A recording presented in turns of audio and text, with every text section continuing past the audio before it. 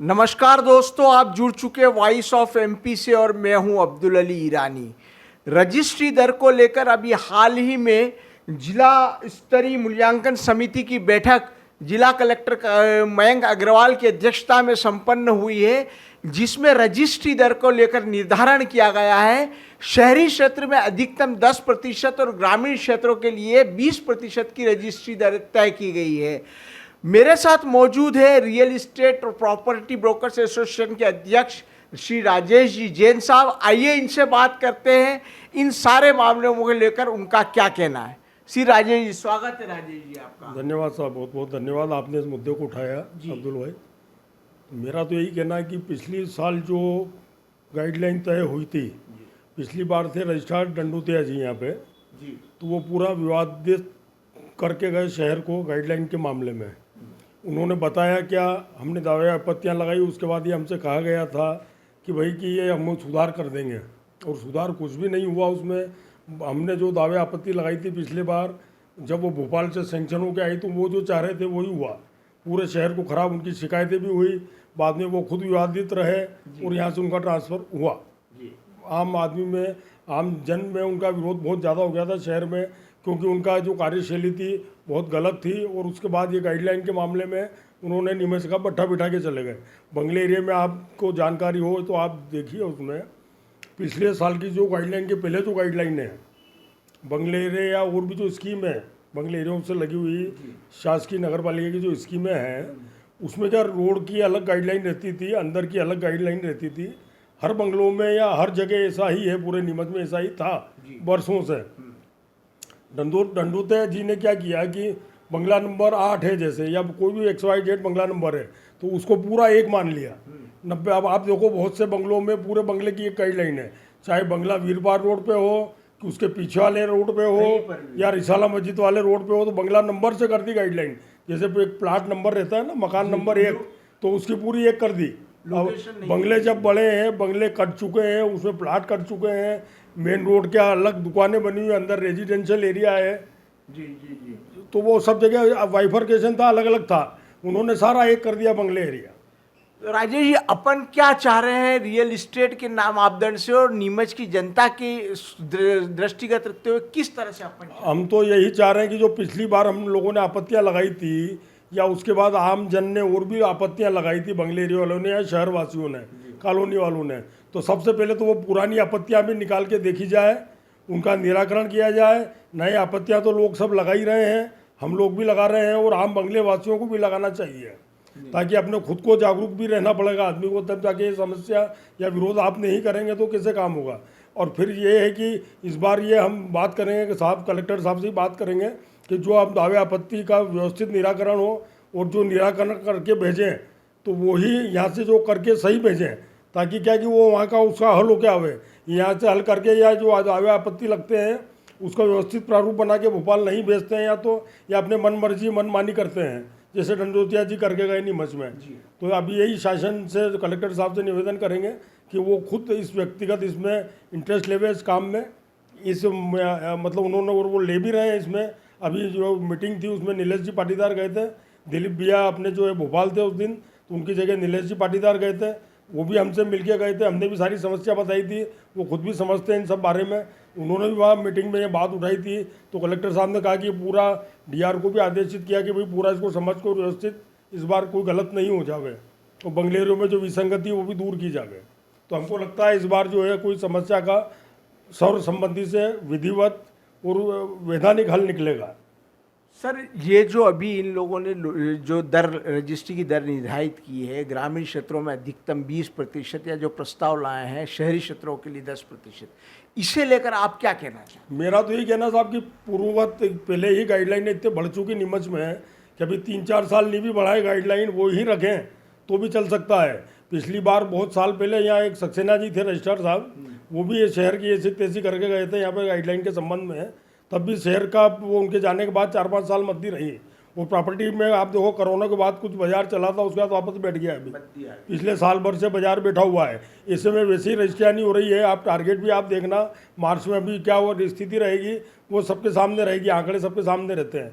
तो मेरा तो यही कहना है कि अभी 2-3 साल गाइडलाइन नहीं भी बढ़े, यथावत रहे, क्योंकि बहुत बढ़ चुकी है पहले भी। और सबसे पहले ये जो विसंगतियाँ हैं, इनको दूर किया जाए और गाइडलाइन नहीं बढ़ाई जाए।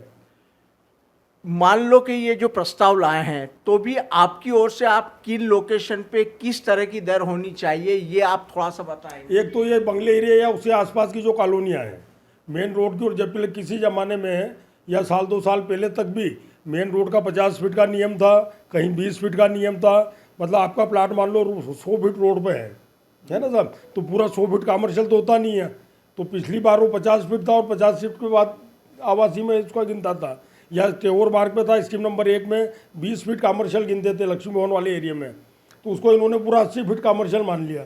जबकि आप देखो कि कमर्शियल होगा 20 फीट, 30 फीट, 40 फीट, उसके बाद पीछे तो आवासीय मानना चाहिए। पर इन्होंने सारे चेंज कर दिए नियम, वो तो उन सबका सुधार होना बहुत जरूरी है, नहीं तो प्रॉपर्टी बाजार नीमच का और धीरे धीरे और शिथिल हो जाएगा।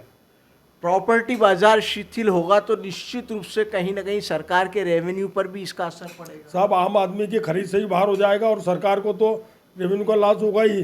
जितना इजी रहेगा, आप गाइडलाइन इजी रखेंगे, ये बाइफर्केशन करेंगे तो रेवेन्यू ज़्यादा आएगा, रजिस्ट्रियाँ ज़्यादा होगी, लोग खरीदेंगे बेचेंगे, तो वो ट्रेड ज़्यादा होता है ना। फिर उसमें आपने लिया, आप देख लो पहले गाइडलाइन इतनी है, जितनी कीमत नहीं है वहाँ की, और 100 फीट डीप है और उसको आप 100 फीट ही कमर्शियल में ले रहे हो, तो वो सब मतलब सब। और ये फिर अंदर और बाहर के रेट, सबसे बड़ी समस्या एक और है कि अंदर के रेट मेन रोड के अलग होना चाहिए और अंदर आवासीय है तो उसके रेट अलग चाहिए। प्रशासन को इस मामले में किस तरह का रवैया अख्तियार करना चाहिए, क्या करना? प्रशासन को इसमें मेन भूमिका रहती है डिस्ट्रिक्ट रजिस्ट्रार की और रजिस्ट्रार की। तो इन लोगों को जो जिला मूल्यांकन समिति में जब बैठक होती है तो उनको व्यवस्थित अपनी तरफ से बात रखना चाहिए। वो एक ही बहाना ले आते हैं साहब कि हमारे तो भोपाल से नहीं हो रहा, वहाँ से नहीं हो रहा। जबकि आप वहाँ मीटिंग में जो हकीकत है वो बयान करेंगे तो कलेक्टर साहब या और अन्य अधिकारी दूसरे जो हैं या अपने जो जनप्रतिनिधि हैं उनको व्यवस्थित स्थिति बताएंगे तो उसका उसी आधार पर वो भी सब समझ के निराकरण करेंगे ना उस बात का। राजेश जी, थोड़ा सा हटके प्रश्न है कि जो जनप्रतिनिधि है, विशेष रूप से विधायक की बात करें, तो इनको इस मामले में किस तरह का सहयोगात्मक रुख अपनाना चाहिए? नहीं, उन तो अभी हमारे ही प्रतिनिधि है, आम जनता के प्रतिनिधि है विधायक, तो उनको तो पूरा ध्यान देना चाहिए इस मुद्दे पे। वही बात। भाई शहर का लोगों का अच्छे व्यवस्थित रहेंगे तो उनको भी खुशी होगी और सबको खुशी होगी, इसलिए उनको वो भी करते हैं। वो उन्होंने भी इस बार भी बोला है, पिछली बार भी उन्होंने बोला था पर वो डंडोतिया जी सारा खेल बिगाड़ के चले गए थे। तो इस बार दिलीप भैया को भी हमने निवेदन किया है कि इस बार थोड़ा अच्छी तरीके से बोले कि जो बताया है प्रशासन, जो बताया है वही गाइडलाइन में बन के आए आगे से, और जो एक्चुअल जो शहर में समस्याएं आ रही है इस गाइडलाइन को लेकर वो दूर की जाए। चूंकि चुनावी वर्ष भी है, उसका भी असर कहीं ना कहीं अगर इस चीज़ों में सही ढंग से नहीं रोल अपनाया गया सरकार की ओर से जनप्रतिनिधि, हाँ तो इनको फिर दिक्कत आएगी साहब। ये पिछली बार से ही लोग समस्या से ग्रस्त हैं, इस बार भी सुधार नहीं हुआ तो इसमें बड़ी दिक्कत आएगी। आम जनता को दिक्कत आती तो बट नेचुरल है कि चुनाव में भी थोड़ी समस्या आती है उसकी। इस मामले को अगर बंगला बगीचा से जोड़ के देखा जाए, हाँ तो वो तो बंगले बगीचे में भाई साहब मैं बताऊँ आपको 2010 में बैन लगा था जब रजिस्ट्रियाँ नहीं होती थी। उसके बाद भी हर साल 2010 के बाद जो गाइडलाइन बनती थी उसमें 10% बढ़ा रहे थे। फिर वो 2-4-5 साल बाद फिर हमने विरोध किया लगातार उसका, वो फिर हम लोगों ने बंद कराया कि जब रजिस्ट्रियाँ नहीं हो रही है और 10 साल बाद रजिस्ट्री चालू होगी तो उस वक्त उसकी गाइडलाइन कितनी होगी। जब चीज़ जो किसी चीज़ की रजिस्ट्री नहीं हो रही तो उसकी गाइडलाइन कैसे बढ़ा रहे हो जब बैन लग चुका है। तो 5 साल तक इतनी बढ़ गई थी उसे, फिर हमने लोगों ने विरोध किया तो वो प्रशासन ने उस बात को समझा कि भाई ये गलत हो रहा है तो उन्होंने वो उस वक्त बंद किया। पर जब तक भी इतनी बढ़ चुकी थी वो कि अभी आप देख लो कि वापस से फिर गाइडलाइन और बढ़ाते जा रहे हैं उसके बाद से लगातार। आपसे आखिरी सवाल मेरा है कि इस पूरे मामले को लेकर एक सारगर्भित ढंग से आप क्या कहना चाहेंगे? मेरा तो ये कहना है कि आप जो अभी जो रजिस्ट्रार हैं या डिस्ट्रिक्ट रजिस्ट्रार हैं वो भी पॉजिटिव हैं, है ना साहब, और प्रशासन भी पूरा वो जैसा बताएंगे। दिलीप भैया भी पूरा कह रहे हैं उनको, वो भोपाल थे मीटिंग में इसलिए नहीं आ पाए। नीलेश जी पाटीदार ने उनकी तरफ से गए थे, उन्होंने भी व्यवस्थित तरीके से जो वहाँ पर प्रेजेंटेशन किया है जैसा उन्होंने बताया हमको, तो वैसा ही इम्प्लीमेंट होना चाहिए। तो रजिस्ट्री की दरों को लेकर राजेश जैन, जो कि प्रॉपर्टी के मामले के दिग्गज कहे जाते हैं, उनका ये कहना है, उनकी ये सलाह है कि यदि अभी रजिस्ट्री की दरों में कोई बढ़ोतरी 3-4 वर्ष तक भी न की जाए तो भी किसी प्रकार से कोई भी परेशानी नहीं आएगी, लगातार अभी यही दरें कायम रहनी चाहिए। दूसरी बात उन्होंने ये कहा कि जो चुनावी वर्ष है उसे देखते हुए और साथ ही साथ प्रॉपर्टी में जो लगातार अभी मंदी छाई हुई, इसको देखते हुए प्रशासन को सहयोगात्मक रुख और लचीला रुख अपनाना चाहिए। वॉइस ऑफ एमपी के लिए मेरे सहयोगी पवन राव शिंदे के साथ अब्दुल अली ईरानी।